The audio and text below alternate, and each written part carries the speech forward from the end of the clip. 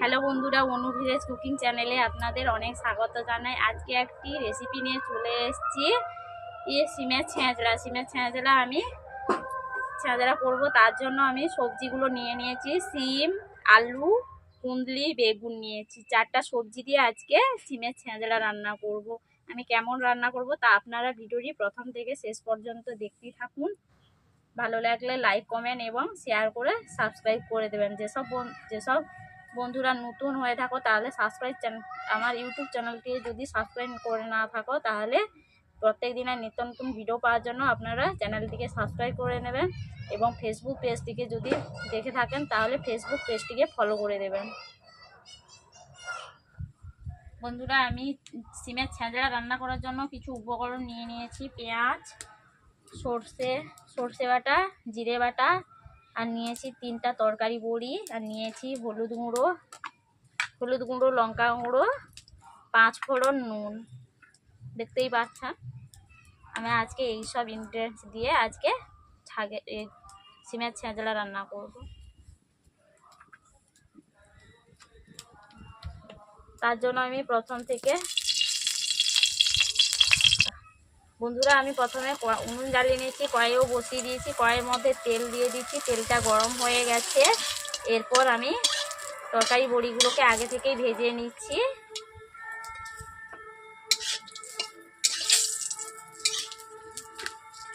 বন্ধুরা, দেখতেই পাচ্ছেন বড়িগুলো আমি ভেজে নিয়েছি। লালচে কালার হয়ে গেছে বড়িগুলো, আমি কড়াই থেকে তুলে নিচ্ছি।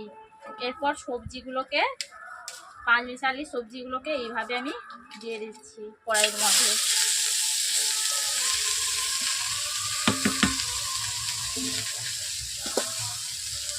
সবজিগুলোকে একটু নেড়ে নিচ্ছি। নেড়ে নেওয়ার পরে আমি দিয়ে দিচ্ছি স্বাদ মতো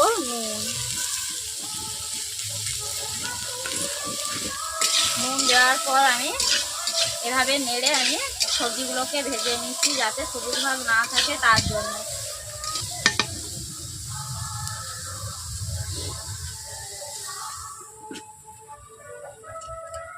বন্ধুরা, বড়িগুলোকে আমি এবার হাত দিয়ে ভেঙে নিচ্ছি। দেখতেই পাচ্ছেন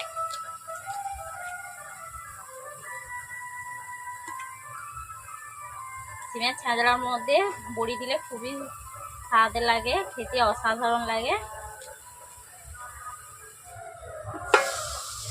আমি ঢাকনা খুলে নিচ্ছি। দেখতেই পাচ্ছেন বন্ধুরা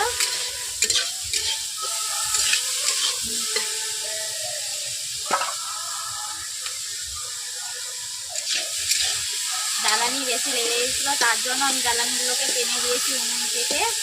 জ্বালানি কমিয়ে দিয়েছি। সবজিগুলোকে আমি নুন দিয়ে ভেজে নিচ্ছি বন্ধুরা, দেখতেই পাচ্ছেন। এরপর দিয়ে দিচ্ছি হলুদ।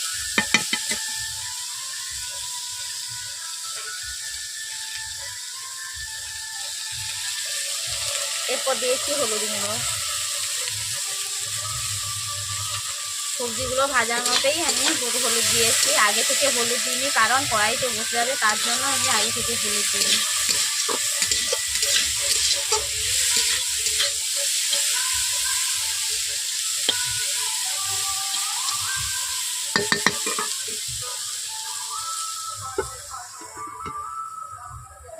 দেখতেই পাচ্ছেন সবজিগুলো আমার ভাজা হয়ে গেছে। এরপর আমি কড়াই থেকে তুলে নিই।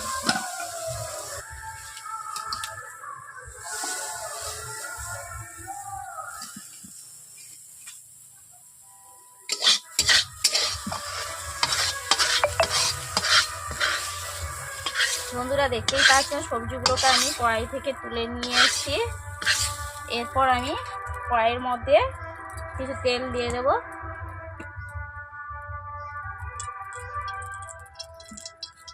তেলের মধ্যে আমি 5 ফোড়ন দিয়ে দিচ্ছি। 5 ফোড়নটাকে এইভাবে নেড়ে নিচ্ছি যাতে লালচে কালার হয়।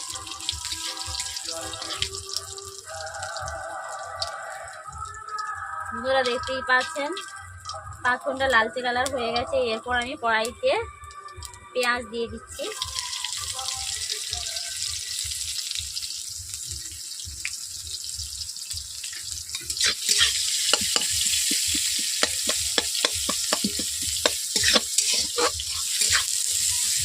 বন্ধুরা দেখতেই পাচ্ছেন পেঁয়াজটা হালকা ভাজা হয়ে গেছে। এরপর দিয়ে দিচ্ছি হলুদ গুঁড়ো, লঙ্কা গুঁড়ো,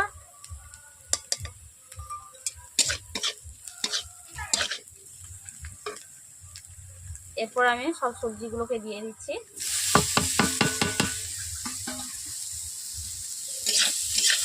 সবজিগুলোকে এভাবে আমি নেড়ে নিচ্ছি বন্ধুরা।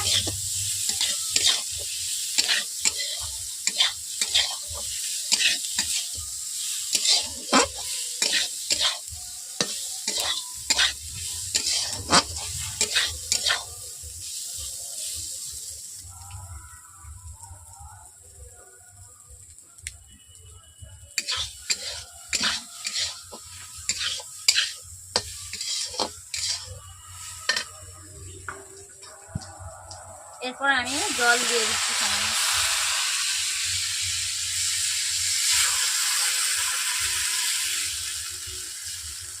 সবজিগুলো হাফ সেদ্ধ হয়ে গেছে, তার জন্য আমি সামান্য জল দিয়ে দিলাম।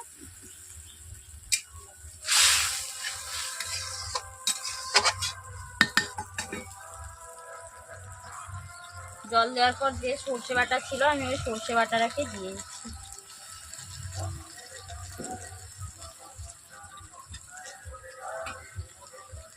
সর্ষে বাটা দেওয়ার পর আমি চিমটি দিয়ে এইভাবে একটু অল্প নেড়ে নিচ্ছি।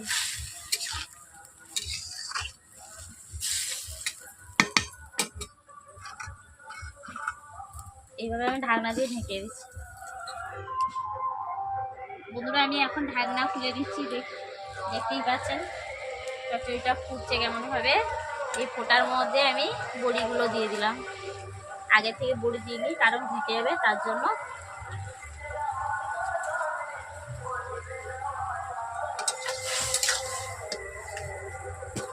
দেখতেই পাচ্ছেন বন্ধুরা আলুগুলো সেদ্ধই হয়ে গেছে।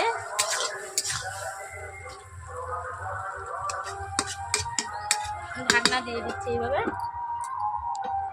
বন্ধুরা এইভাবে আপনারা যদি পাঁচ মিশালি চচ্চড়ি খেতে চান এইভাবে আপনারা বাড়িতে রান্না করবেন। রান্না করে দেখবেন কার কেমন হয়েছে আমাকে কমেন্ট বক্সে জানিয়ে দেবেন। ভালো লাগলে লাইক করবেন এবং সাবস্ক্রাইব করবেন।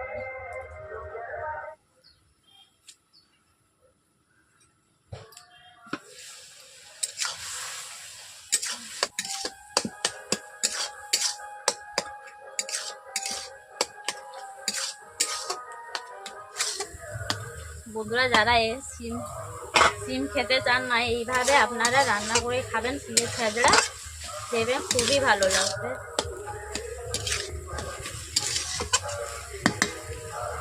বন্ধুরা সবশেষেই দিয়ে দিচ্ছি জিরে বাটা।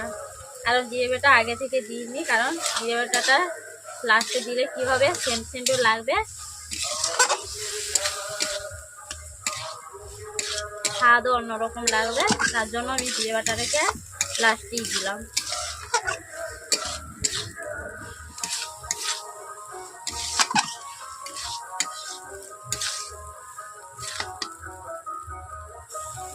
থালার মধ্যে নিয়ে নিচ্ছি। আজকে আমার চচ্চড়ি রান্না করা কমপ্লিট হয়ে গেছে।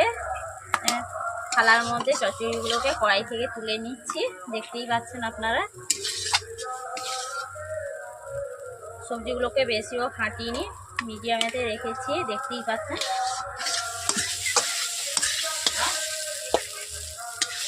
বন্ধুরা, দেখতেই পাচ্ছেন আমি চচ্চড়িটা কেমন হয়েছে।